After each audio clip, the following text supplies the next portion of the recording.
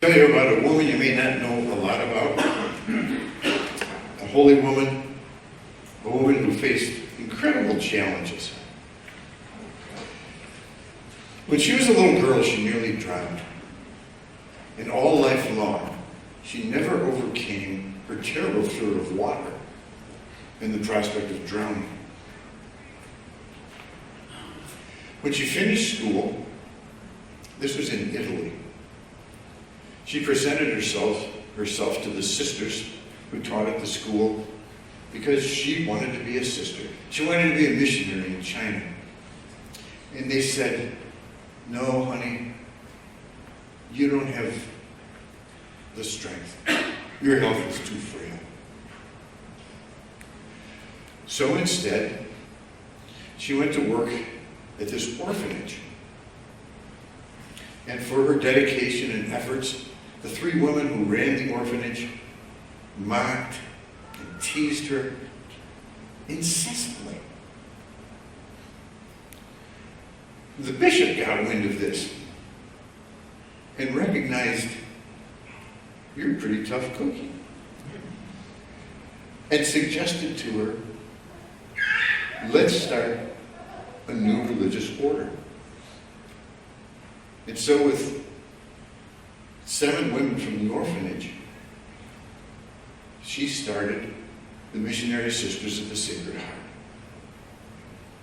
Well, the Pope got wind of this, Leo the 13th, and called her in and said, "You want to be a missionary?"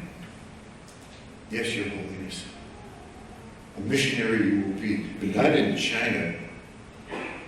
Your China will be America."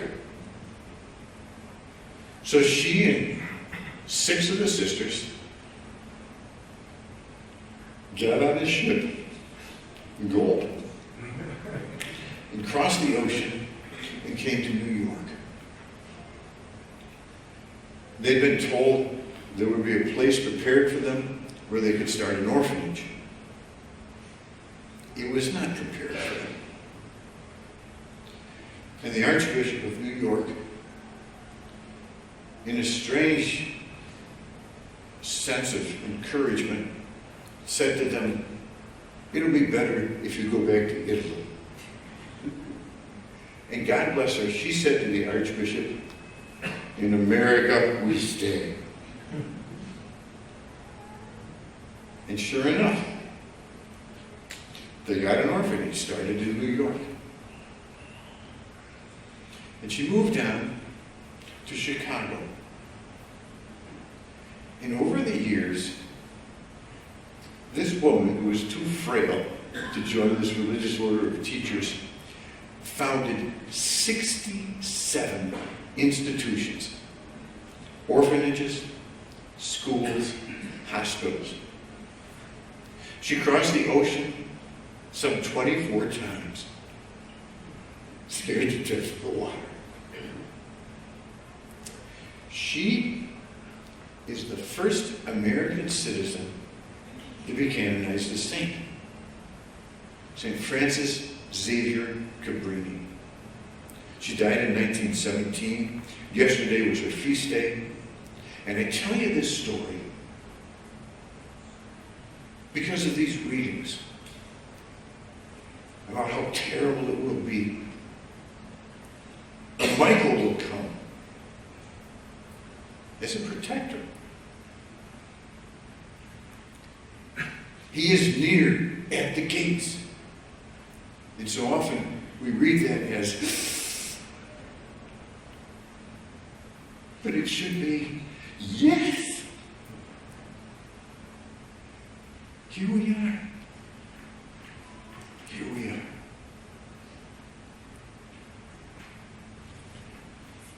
Yes, there's evil in the world. There's darkness and sin and hatred. But there's also incredible good, generosity, kindness, courage, self-sacrifice. Keep your eyes on the good, on the light. Don't forget about the darkness. Don't be naive about evil.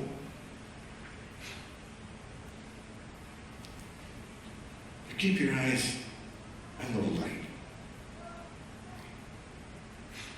The responsorial psalm today was Psalm 16. And it's not a real long psalm. This is not the whole thing. But just hear a good part of it again. I set the Lord ever before me. With him at my right hand, I shall not be disturbed. Therefore my heart is glad. My soul rejoices. My body too abides in confidence, because you will not allow your faithful one to undergo corruption.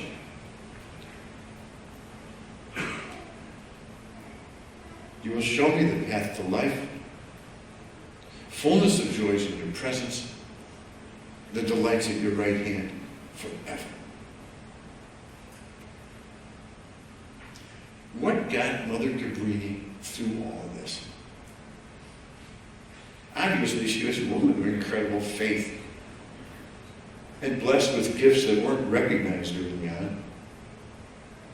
I want to tell you this little story about her. Some years ago, I heard about it. She was a great patron of mine when I was first struggling with these kidney issues. Anyway, it was a reporter or somebody came to Chicago and wanted to see Mother Cabrini. So he came into this hospital, and here was this nun mopping the floor, apron and the whole deal. You know where this is going. I'd like to see Mother Cabrini. Oh, just a minute. So she went off, put her mop down, took off her apron, and said, "You wanted to see me?"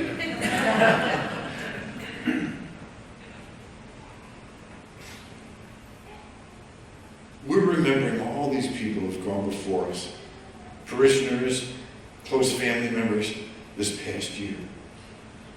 We're reminded that our lives here do not last forever.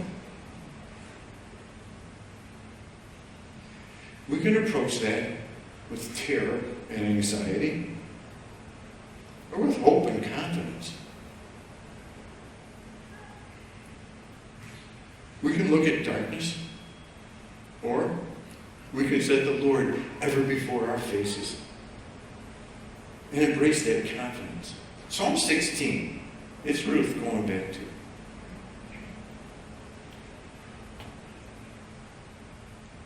Don't be conquered by fear.